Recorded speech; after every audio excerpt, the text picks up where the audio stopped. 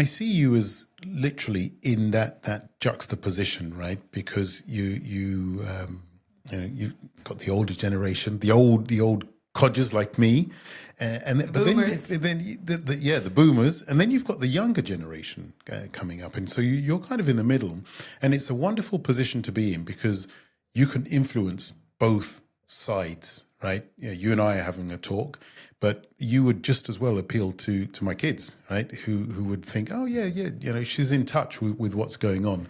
So, do you feel that as a responsibility in the work that you do? Very much so.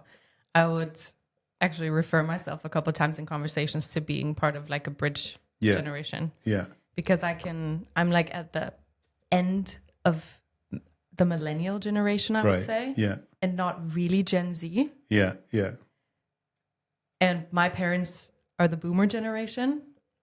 So it's definitely a bridge between the three, I would even say. Yeah. Yeah. So I can relate a lot to the digital age and growing up with it, even though I didn't fully grow up with it. So phones and the internet was introduced when I was around 14, a little bit younger, but we were like the last household in our city to actually have internet and phones. But I also understand how it's like to grow up not having the phone and just checking where the bikes are in front of the doors to know where your friends are. Yeah, wow. So nice. I think it's a blessing. Yeah. It's definitely a blessing. But yes, you're right. I'm definitely in the middle. And it helps, but it's also conflicting sometimes for myself. Conflicting?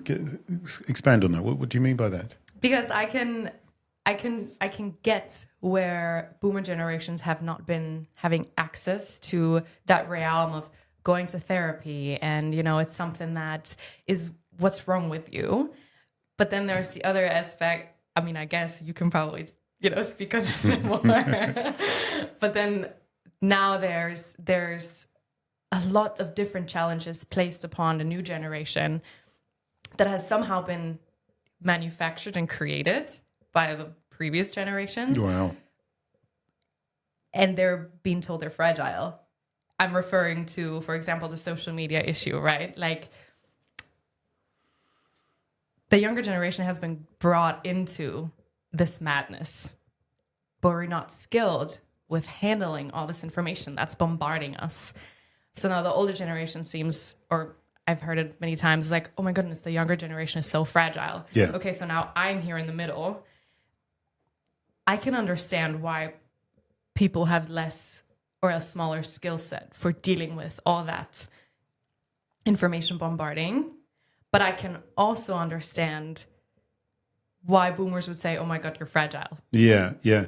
Well, that's a really good insight. So what I'm hearing you say is I'm living in a house that you guys built.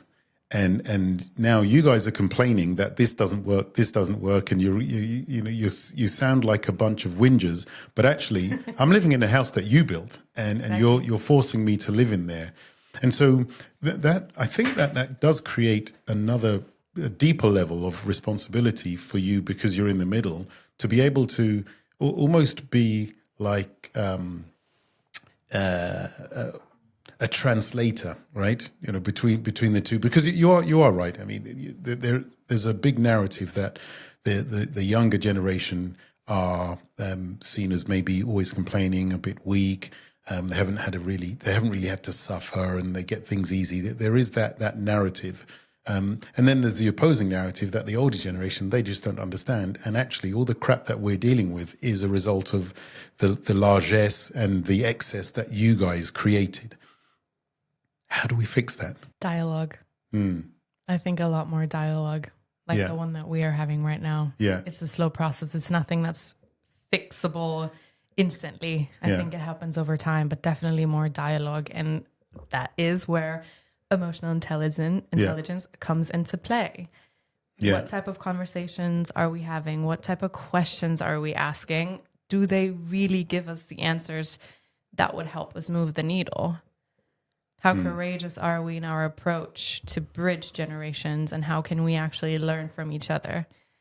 How do we connect to each other? How do we relate? How do we create community that is diverse? Again, what minds come into play, what type of people come into play when we sit at a round table and have conversations. I've just recently also talked to somebody at the cover where we had this dialogue, and I mentioned so many times the younger generations are people talk about the younger generations that we need the young voices. Okay, but where is the seat at the table? Wow. Yeah. Yeah. Where am I in the conversation?